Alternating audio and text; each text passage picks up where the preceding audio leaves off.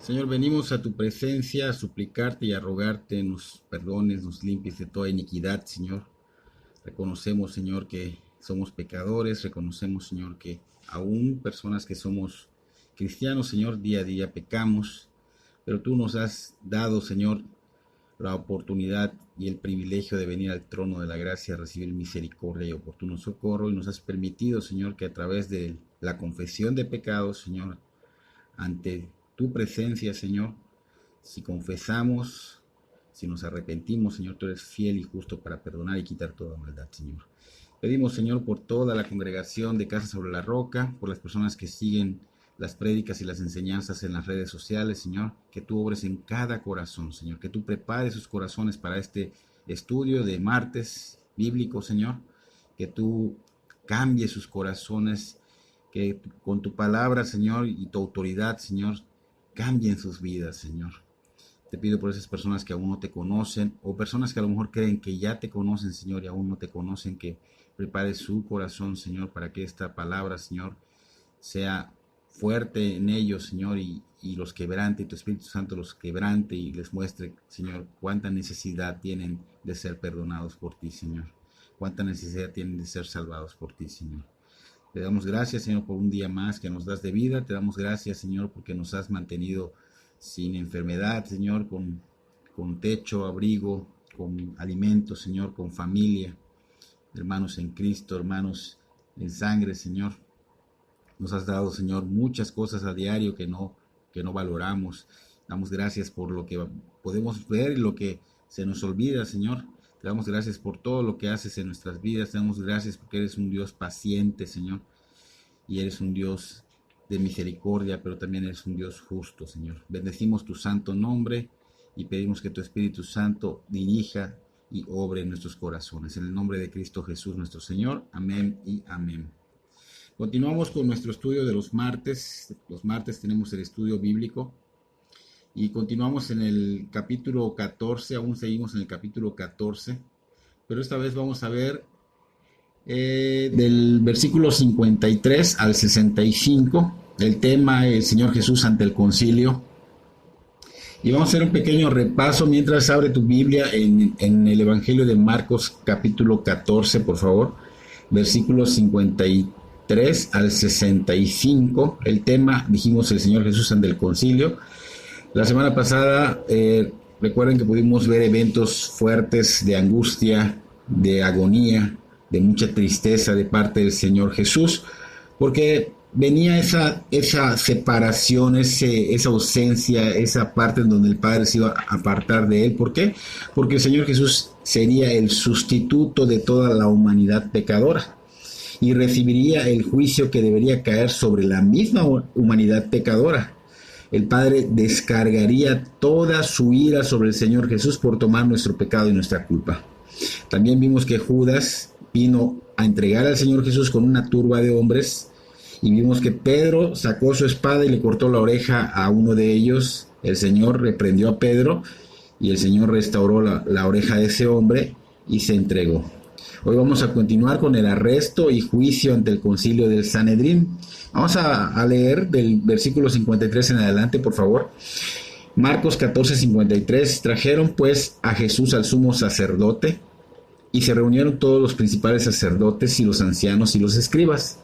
Y Pedro le siguió de lejos hasta dentro del patio del sumo sacerdote, y estaba sentado con los alguaciles calentándose al fuego. Y los principales sacerdotes y todo el concilio buscaban testimonio contra Jesús para entregarle a la muerte, pero no lo hallaban, porque muchos decían falsos testimonios contra él, mas sus testimonios no concordaban. Entonces, levantándose unos, dieron falso testimonio contra él, diciendo: nosotros le hemos oído decir: yo derribaré este templo hecho a mano, y en 3 días edificaré otro hecho sin mano. Pero ni aún así concordaban en el testimonio. Entonces el sumo sacerdote, levantándose en medio, preguntó a Jesús diciendo: ¿no respondes nada que testifican estos contra ti? Mas él callaba y nada respondía. El sumo sacerdote le volvió a preguntar y le dijo: ¿eres tú el Cristo, el Hijo del bendito? Y Jesús le dijo: yo soy, y veréis al Hijo del Hombre sentado a la diestra del poder de Dios y viniendo en las nubes del cielo. Entonces el sumo sacerdote, rasgando su vestidura, dijo: ¿qué más necesidad tenemos de testigos? ¿Habéis oído la blasfemia que os parece? Y todos ellos le condenaron, declarándole ser digno de muerte. Y algunos comenzaron a escupirle y a cubrirle el rostro y darle puñetazos y a decirle: profetiza.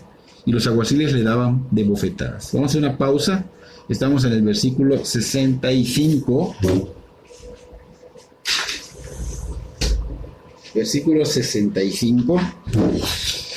Y podemos ver que fue algo tremendo lo que Judas había hecho con el Señor Jesús. En verdad tenía a Satanás dentro de él. ¿Por qué? Porque tenía un corazón entenebrecido. Le fue muy fácil a Satanás usarlo como títere para que entregara al Señor Jesús en Getsemaní, ¿no? El Señor les dijo a esta turba que vino por él: ¿por qué vienen con agresión hacia mí? O sea, como si yo fuera un peligroso ladrón, como si fuera un asesino. Si pudieron haber hablado conmigo cuando estuve en el templo, ahí me vieron. El Señor pues obviamente no se estaba oponiendo, ni se quiso oponer, ni tuvo la intención de tener protección en ese momento, porque el Señor Jesús estaba iniciando esta pasión, estaba tomando en nuestro lugar. Recuerden que estaba fortalecido y listo para iniciar el sufrimiento en nuestro lugar. El castigo que el ser humano merecía y merece por sus pecados, el Señor estaba tomando como sustituto ese lugar. Así que esta escena enseña claramente la parte en la que el Señor se puso por nosotros, y vemos claramente cuán grande es el amor de Dios para con sus elegidos, porque el Padre lo había fortalecido, fortaleció a su propio Hijo, su unigénito Hijo. ¿Para qué? Para entregarlo y salvar a la humanidad que le aborrecía. Y Dios, el Hijo, voluntariamente iba a sufrir las consecuencias, iba a recibir el castigo por nuestros pecados, para que nosotros pudiéramos ser librados de esas consecuencias eternas que verdaderamente no valoramos, no sopesamos. Lamentablemente no estamos viendo la magnitud de lo que el Señor recibió, el costo de lo que el Señor pagó. No lo hacemos. Romanos capítulo 8, versículo 31 y 32, dicen que el Señor Jesús fue por nosotros, o sea, se puso por nosotros, y que Dios no escatimó a su Hijo para salvarnos. En el Evangelio de Lucas, el Señor menciona que era la hora del poder de las tinieblas, y esto no significa que en las madrugadas es la hora en que actúa el mal. Lo que estaba pasando en esa mañana, en esa madrugada, es que se le estaba permitiendo, Dios le estaba permitiendo a las tinieblas obrar en Cristo. ¿Y por qué? Porque sabemos que Dios es soberano. Tenemos que comprender algo. A veces creemos que Dios reacciona a lo que el mal hace, y no es así.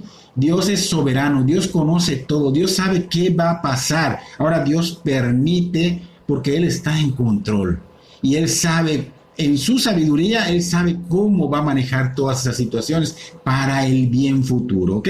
Entonces aquí estaba dejándosele actuar al mal. No quiere decir que en todas las madrugadas, a las 2, 3 de la mañana que te despiertes, es el mal que te está. No. Si el Señor te levanta en la mañana, ora, a lo mejor Él quiere que ores, a lo mejor quiere comunión contigo, no lo sé, pero no pienses que es el mal. Ahora, si el mal llegara a actuar, obviamente tú puedes buscar de Dios en oración y vas a ver que eso va a desaparecer, ¿ok?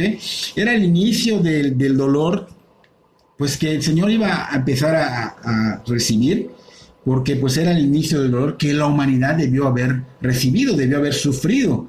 Cuando llegaron con el Señor Jesús, porque se fueron directamente de Getsemaní a casa del sumo sacerdote, cuando llegaron con el Señor Jesús a casa del sumo sacerdote, el concilio ya estaba ya presente. ¿Por qué? Porque ya habían maquinado esto, ya era su plan. Todo estaba maquinado por todos esos líderes religiosos que querían matarlo. Recordemos que esto fue de madrugada, o sea, estos hombres se levantaron muy temprano, antes de lo acostumbrado, con tal de causar un daño. Hasta eso hicieron, con tal de causar un daño. Estaban ellos como que abiertos los ojos, creo que ni durmieron para ir en contra del Señor, ¿no? Ahora, ¿por qué se dice que fue de madrugada y fue muy temprano, porque recuerden que esto era antes de que cantara el gallo. Recuerden que Pedro un poquito más adelante, después de esto, él iba a negar al Señor. Entonces vemos que antes de cantar el gallo, pues obviamente era de madrugada, y aparte había un cambio de guardia que se llamaba el canto del gallo, que era también de madrugada. Así que esto era muy temprano. Podemos ver a Pedro que estaba realmente de madrugada yendo tras de estas personas, viendo de lejitos qué iba a pasar, y él seguía ese grupo, esa turba, porque quería ver cómo iba a terminar esto. Pedro quería ver qué iban a hacer con el Señor Jesús, y se pega con esas personas que se terminaron estacionando en el patio del sumo sacerdote. Pedro se acercó a calentarse en el fuego junto con los alguaciles, mientras que los principales sacerdotes, los ancianos y todo el concilio habían entrado a la casa del sumo sacerdote con toda la intención de maquinar un falso testimonio contra el Señor Jesús. ¿Por qué? Porque querían matarlo. ¿Okay? Entonces vemos que estos líderes religiosos eran hipócritas. Maquinaron un plan, fíjense, estaban maquinando maldad. Supuestamente ellos eran, lo que es el grupo religioso, la autoridad religiosa en ese lugar, y vemos que ellos estaban maquinando algo de maldad, un plan en el cual iban a contratar a personas para que den un falso testimonio contra el Señor Jesús. Fíjense bien, en Mateo capítulo 23, versículo 12, el Señor Jesús le dice a sus discípulos que esos fariseos, que esos líderes religiosos estaban sentados en la cátedra de Moisés. ¿Qué significa esto? Quiere decir que ellos conocían bien las Escrituras. Así que ellos conocían bien esos 10 mandamientos, en los cuales estaba el mandamiento de no levantarás falso testimonio. O sea, estamos viendo que aún conociendo las Escrituras, aún siendo estudiosos y eruditos de la palabra, violaron ese mandamiento y no les importó hacerlo. Por eso contrataron personas que dieron falso testimonio, pero no lo hallaban culpable, no encontraban la manera de hacerlo culpable. Estamos viendo que estos líderes religiosos en realidad eran falsos, eran hipócritas, eran mentirosos y eran asesinos. Eran asesinos. El Señor nunca llevó una vida fuera de la voluntad de Dios. El Señor nunca dice mentiras. Y lo que dice se cumple y sale a la luz.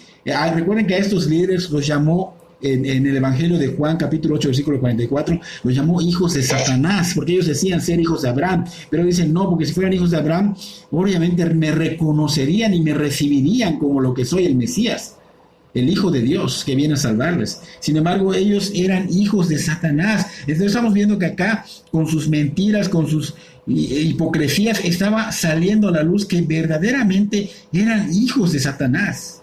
La manera de actuar de estos líderes religiosos era muy clara que no era de Dios. Y esto nos debe llevar a nosotros a analizar nuestras vidas, porque esto debe ser realmente una advertencia. O sea, estas conductas podrían estar en nosotros. Conductas como la envidia, el mentir, el condenar, el ir en contra de lo que Dios ha puesto como su voluntad. No, yo no hago eso, no, pero espérame, aquí dice no mientas, no robes y muchas cosas más que dice que no hagas. Y sí, vamos, claro que nosotros como cristianos debemos de dejar de practicar el pecado. Entonces, estas conductas no deben de estar en el cristiano, aunque a veces uno cae, pero no lo practica, no lo hace consecuente, o sea, no lo hace seguidamente, ¿ok? Entonces estas conductas obviamente evidencian si somos de Cristo, evidencian si Cristo está en nuestro corazón, en nuestras vidas, y si es así, pues obviamente hay que tomar medidas, y es tiempo de arrepentirse y de volver a Dios a través de Cristo Jesús, porque solo a través de Cristo Jesús podemos ser salvos, solo a través de Cristo Jesús podemos ir al cielo, solo a través de Cristo Jesús Dios Padre nos ve justos, porque su justicia de Cristo es imputada cuando uno se arrepiente y se convierte a Cristo.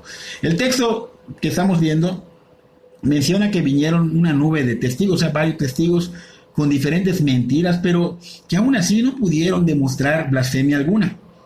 Hasta que llegaron dos testigos con otras mentiras, diciendo que el Señor Jesús dijo que podía derribar el templo de Dios y que en 3 días lo levantaría. Esto era obviamente una mentira muy sutil. No era verdad, era muy sutil. Y cuando algo así sucede, estamos seguros que Satanás está detrás de esto.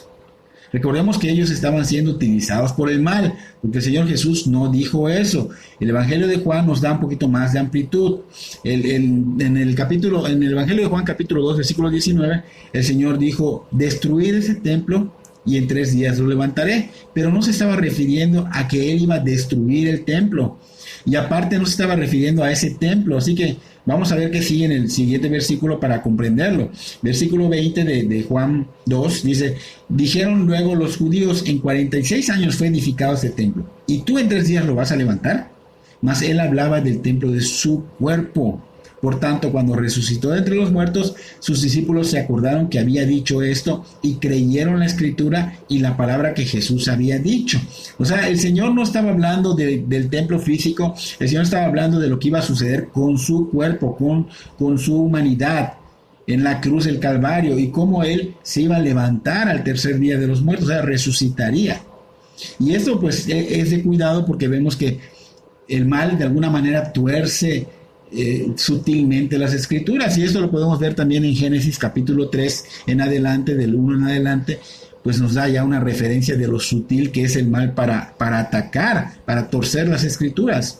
Satanás estaba hablando con Eva desde el versículo 1 en adelante, y le dice a Eva: con que Dios os ha dicho, no comáis de todo árbol del huerto.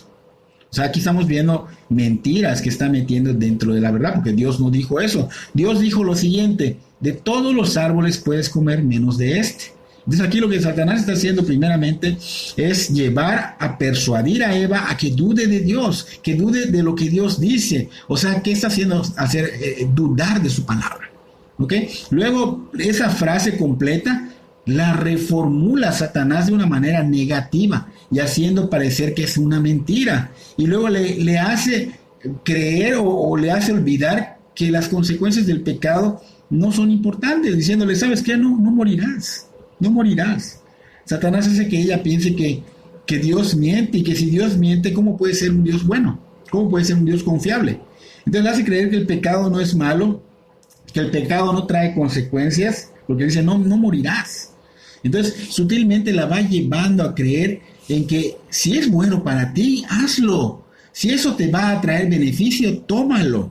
No importando las consecuencias, no importando lo que Dios piense de ello, no importando que vas en contra de Dios. Entonces vemos que Satanás siempre de alguna manera va a torcer las escrituras para desviar al ser humano y para hacerlo caer y así dañar la imagen de Dios. Y tristemente mucha gente hoy día vive engañada, creyendo que Dios realmente no está enojado con el hombre puede seguir pecando, el hombre puede estar sin Cristo y cuando muera se va a ir al cielo. Entonces ha engañado de alguna manera, tergiversando la palabra de Dios para que el hombre se crea de esto, o para que también no crea en Dios, que crean que Dios es malo, crean que Dios no existe, y muchas cosas así que vemos constantemente en este mundo caído.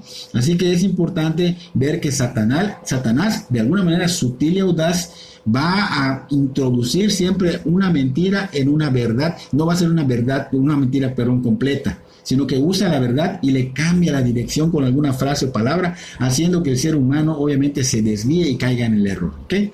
Entonces, de la misma manera que vemos este ejemplo, lo estaban haciendo aquí estos dos falsos testigos que habían sido contratados por los mismos líderes religiosos. Claramente dijimos que ellos eran hijos de Satanás, enfocados en hacer maldad, en vez de enfocarse en hacer lo correcto ante los ojos de Dios, en vez de enfocarse en buscar el reino de Dios y su justicia. ¿Ok?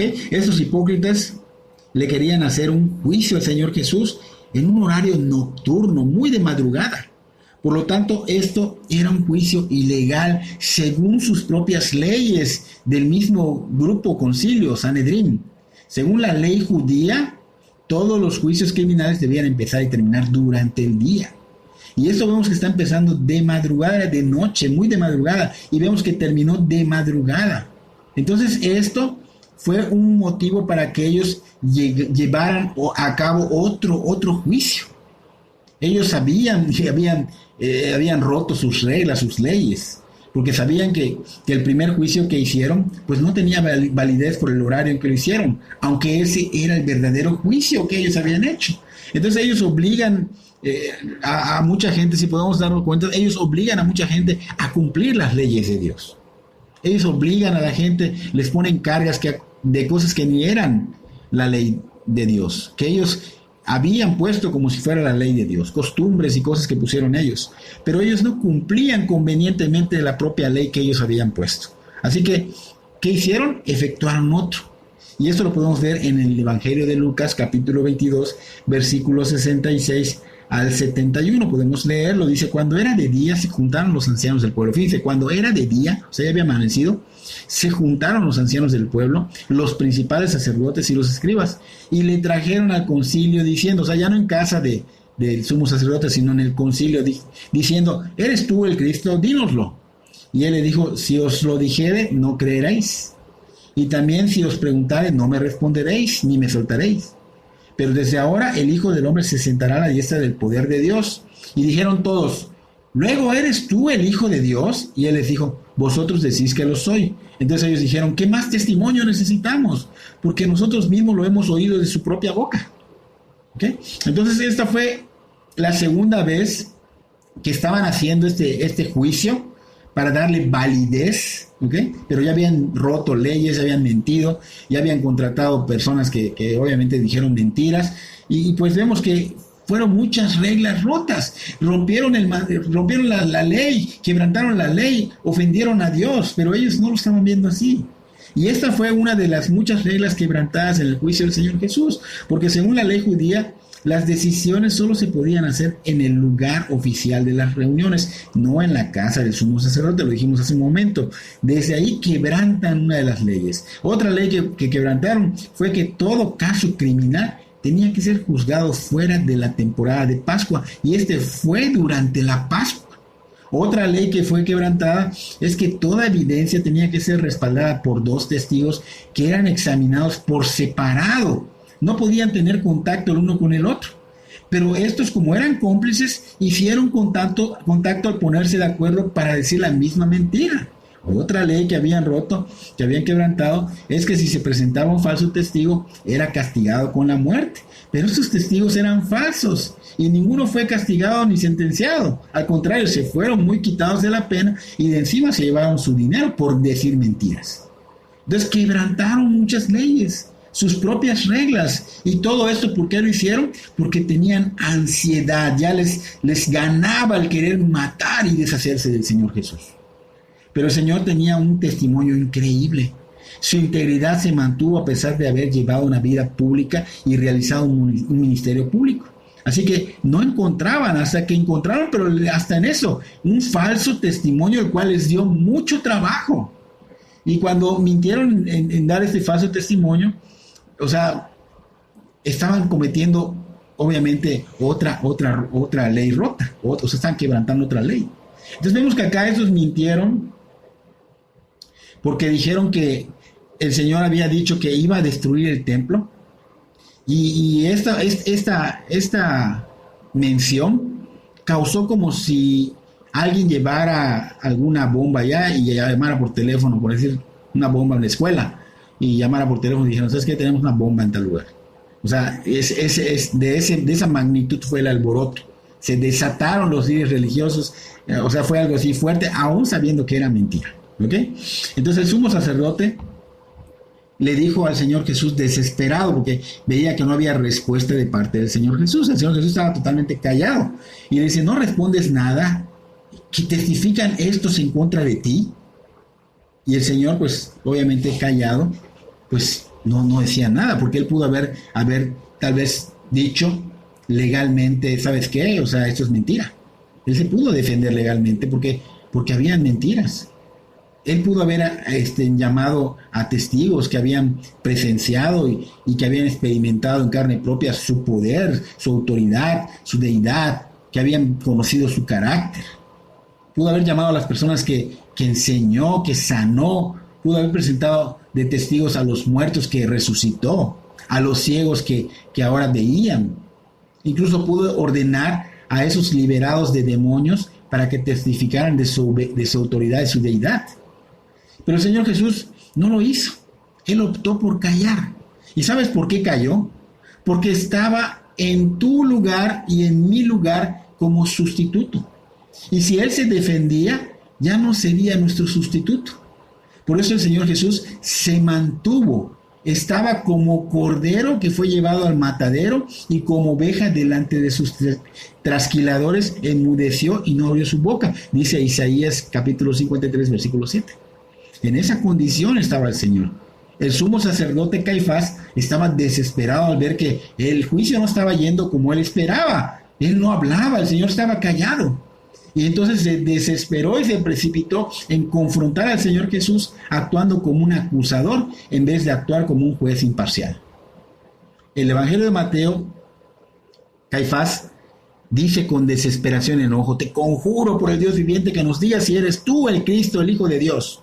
O sea, estaba tan frustrado por el silencio del Señor Jesús y estaba desesperado que no estaba saliendo como él quería, que intentó darle un golpe audaz. Así como que con orden, ¿sabes qué? Yo soy la autoridad acá y te obligo a que me digas si eres tú el Cristo, el Hijo del bendito. Como si le dijera, te ordeno que me digas, Jesús, si eres el Mesías o no. Entonces el Señor Jesús, en vez de defenderse, pues estaba callado y de hecho solo le contestó algo muy breve. Le dijo: yo soy, y me veréis. Y veréis al Hijo del Hombre sentado a la diestra del poder de Dios. O sea, el Señor estaba respondiendo lo más breve posible, pero fue directo cuando dijo: me vas a ver, cuando yo venga a las nubes, me vas a ver, me verás, pero no te va a agradar lo que vas a ver, porque vendré a hacer juicio. ¿Por qué?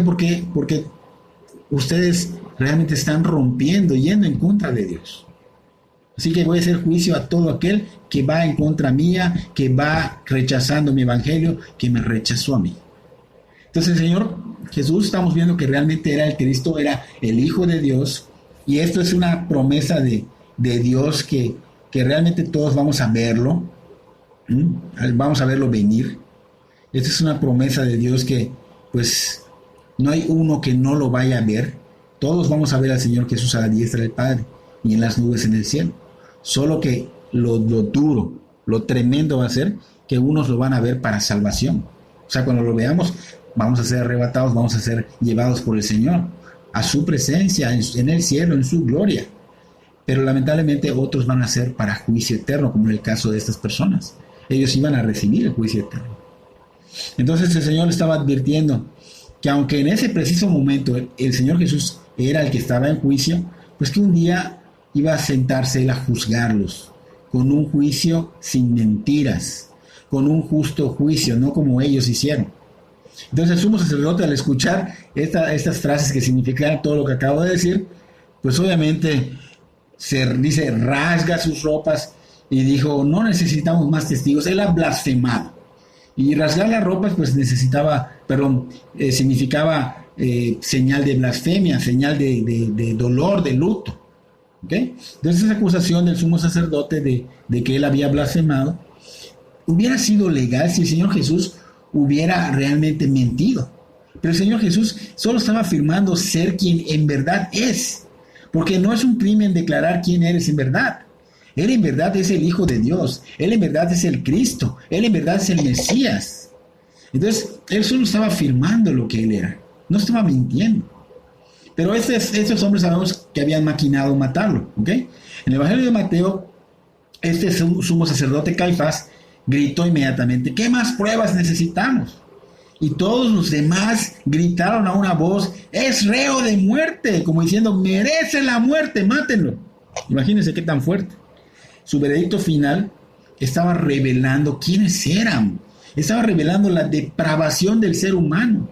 Estaba saliendo a luz o a flote, como quieras verle, quiénes eran en verdad. Y esa es la naturaleza pecaminosa del ser humano, de todo ser humano.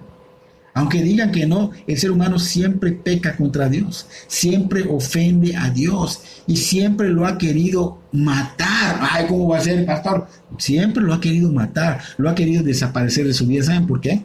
Porque Dios es luz y las tinieblas no soportan la luz, y Dios es estorbo a sus planes de tinieblas, a sus planes tenebrosos, a sus vidas realmente, totalmente en contra de Dios, viviendo en deleites depravados, a sus maquinaciones malvadas, a sus anhelos egoístas. Entonces Dios mismo, obviamente, Dios mismo fue el que, aún viéndolos en estas maquinaciones malvadas, deleites depravados, aún siendo así, Dios mismo en su completa perfección vino a la tierra. ¿Por qué? Porque tuvo compasión y tuvo misericordia para el ser humano y vivió entre los hombres y dio toda oportunidad de gracia. ¿Y cuál fue la respuesta o la reacción del ser humano hacia él? Fueron crueles, fueron despiadados con el Señor. Le escupieron el rostro, lo golpearon con sus puños, lo abofetearon, le desfiguraron el rostro de tanto golpe porque le cubrían el rostro con una tela y lo golpeaban, le decían: profetiza, ¿quién te golpeó? Se burlaban de él y de la profecía que ni siquiera entendían. Por naturaleza, todo ser humano ha sido enemigo de Dios y no hay uno que no, lo dice la palabra, y Dios no miente. Romanos capítulo 3, versículo 10 en adelante dice: como está escrito, no hay justo ni aún uno. No hay quien entienda, no hay quien busque a Dios. Todos se desviaron, a una se hicieron inútiles. No hay quien haga lo bueno, no hay ni siquiera uno, dice la palabra. Sepulcro abierto su garganta, con su lengua engañan, veneno de aspides hay debajo de sus labios. Su boca está llena de maldición y de amargura, sus pies se apresuran para derramar sangre, quebranto y desventura hay en sus caminos, y no conocieron camino de paz, no hay temor de Dios delante de sus ojos.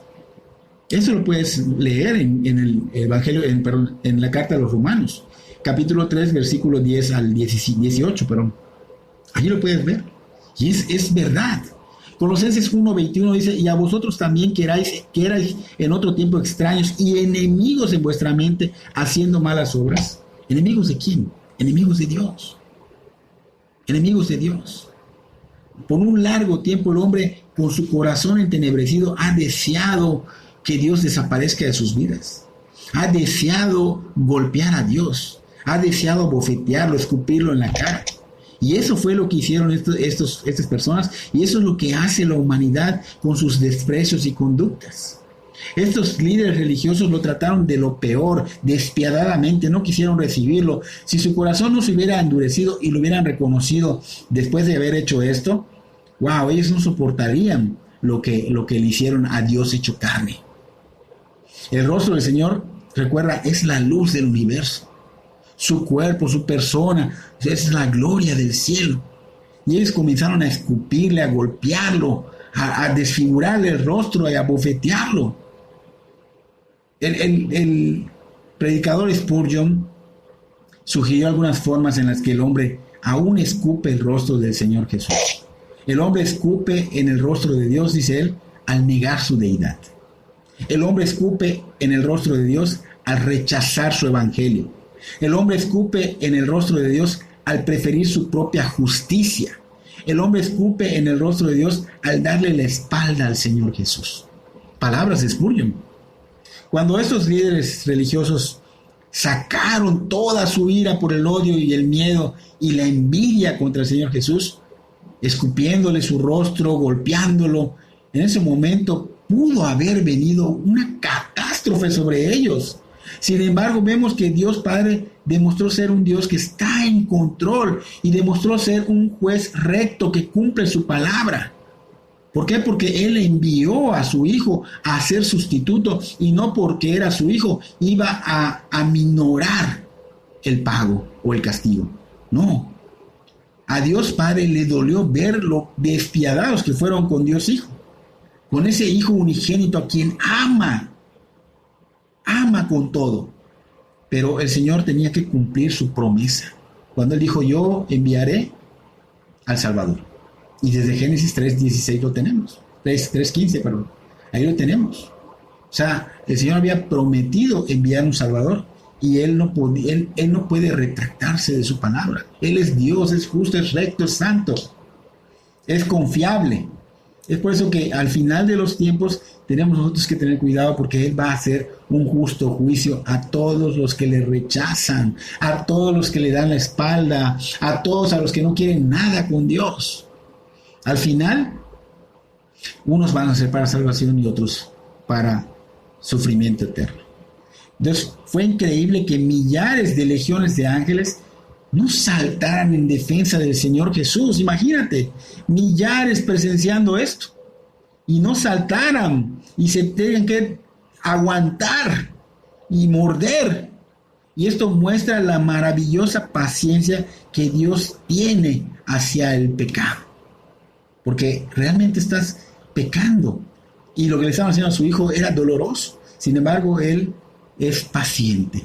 Él muestra sus riquezas de su misericordia. Él muestra la rectitud de su palabra, que es confiable, que es verdad y que se cumple y que es justo.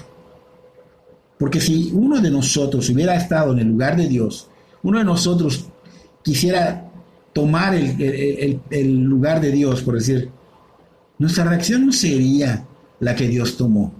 Nuestra reacción no sería retenida por nadie ni por nada y aniquilaríamos de una vez por todas a la humanidad. Pero Dios es paciente. Por eso es Dios. Dios es paciente, Dios es justo, Dios cumple sus promesas. Si no fuera Dios, Él prometió un Salvador y lo envió. Y esto muestra claramente cuán grande es su fidelidad, cuán grande es su misericordia, cuán inmensurable es su amor para con sus elegidos. Mostrando en acción en el Señor Jesús, quien voluntariamente vino a sufrir las consecuencias de nuestros pecados. ¿Para qué? Para que nosotros pudiésemos ser librados de las consecuencias eternas. Dios siempre cumple lo que promete. Por eso es totalmente confiable y paciente para que todos vengan al arrepentimiento y sean salvados por Cristo Jesús. Así que esto es importante saberlo. Aunque lamentablemente no todos serán salvos por su propia dureza de corazón, mi recomendación como pastor a la iglesia en general es que dejemos de jugar al cristiano y que seamos verdaderos seguidores de Cristo Jesús, porque Cristo Jesús es supremo. Y para las personas que no conocen a Dios, esto es lo que Cristo Jesús ha hecho con los arrepentidos y puede hacer con ustedes. Colosenses capítulo 1, versículo 15 al 23, apúntalo en tu libreta, en tu celular, pero es importante que lo grabes en tu corazón. Colosenses 1:15 dice que Cristo Jesús es la imagen visible del Dios invisible. Dice que Cristo Jesús ya existía antes de todas las cosas, desde antes que fueran creadas. Él es supremo sobre toda la creación. ¿Saben por qué? Porque por medio de Cristo Jesús fue creado todo lo que existe en los lugares celestiales y en la tierra. Hizo las cosas que podemos ver y las que no podemos ver, tales como tronos, reinos, gobernantes, autoridades del mundo invisible. Y todo fue creado por medio de Él y para Él. Él ya existía antes de todas las cosas. Y Cristo Jesús es quien mantiene unida toda la creación, quien sustenta nuestra vida, quien sustenta el universo entero, quien sustenta lo invisible también. Cristo ha dado su vida por la iglesia. Él es la cabeza de la iglesia. Nosotros como iglesia somos el cuerpo. Él es el principio supremo sobre todos los que se van a levantar de los muertos. Él es el primero en todo. Pues a Dios en toda su plenitud le agradó vivir en Cristo. Y por medio de Cristo Jesús, Dios reconcilió todas las cosas. Hizo la paz con todo lo que existe en el cielo y en la tierra. ¿Por medio de qué? De la sangre de Cristo Jesús en la cruz. Y eso los incluye a ustedes, los que ya se arrepintieron, los que ya se convirtieron a Cristo, porque antes estaban lejos de Dios, eran sus enemigos, separados de Él por sus malos pensamientos y acciones. Pero ahora Él los reconcilió consigo mismo mediante la muerte de Cristo en su cuerpo físico. Como resultado los ha trasladado a su propia presencia. Ahora ustedes, los cristianos, son santos, libres de culpa y pueden presentarse delante de Él sin ninguna falta. Pero deben seguir creyendo esa verdad y mantenerse firme en ella. No se alejen de la seguridad que recibieron cuando oyeron la buena noticia. Esa buena noticia ha sido predicada por todo el mundo y no solo la predica Pablo, porque Pablo acá dice designado a su servidor para proclamarla, sino también para todo cristiano. Y aquí termina esta cita bíblica de Colosenses 1:15 al 23. En pocas palabras, hermanos, en pocas palabras, personas que no conocen de Dios, en la cruz Dios trató con su Hijo como si Él hubiera cometido tus pecados y los míos, como si Él hubiera vivido tu vida y la mía. Por eso Cristo Jesús ha hecho posible que Dios te vea como si tú y yo hubiéramos cumplido con su ley, como si tú y yo hubiéramos vivido la vida del Señor Jesús. Y es la oportunidad para volver a Dios arrepentido y humillado. Es la oportunidad. No dilates. ¿Sabes por qué te digo no dilates? Porque no tenemos la vida comprada. Mañana no sabemos si vamos a vivir. Podría ser demasiado tarde.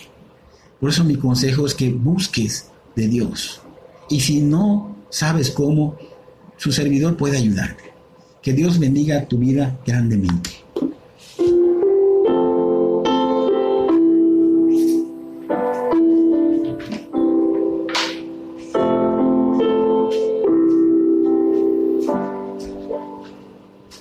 Que todo lo que soy bendiga, Señor, su nombre santo es. Con todo mi ser cantaré, su nombre alabaré.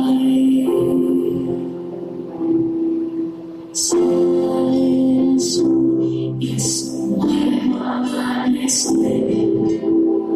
Es tiempo de adorarte. No importa lo que venga, mi anhelo es que me encuentres cantando hasta que se ponga el sol. Que todo lo que soy bendiga, Señor, su nombre santo es.